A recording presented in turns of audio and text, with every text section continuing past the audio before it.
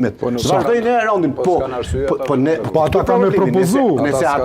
Nëse ata propozojnë, atër ti nuk mundesh me shkel vendimin e gjykatës kushtetuese sepse është obligativ për me e respektua dhe me e zbatu. Situata tjetër, që po e zojmë që vetëvendosja nuk do të me votu, nuk e voton.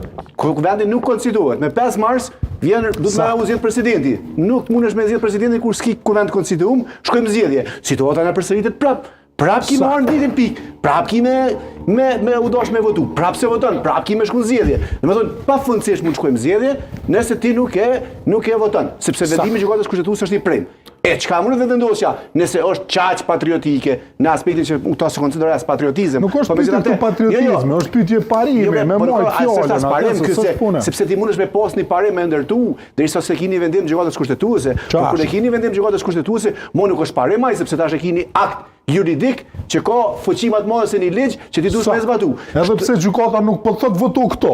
Ai vetë thotë ky ka drejt, vetë ky me propozu. Po kjo logjika e njëjtë bre ken sigurisht se partia që ka dhënë vendimi 2014 së gjykatës kushtetuese që partia që dhe repora nxjedhje e ka të drejtën me propozu kandidatin prokuror kuvendit, njëjta logjik gjykata kushtetuese e ka interpretuar edhe për komunitetet jo shumicë. Pra, grupi deputetëve që janë shumicë, që atij komuniteti kanë të drejtë me e propozu kandidatin për nën kryetar të kuvendit.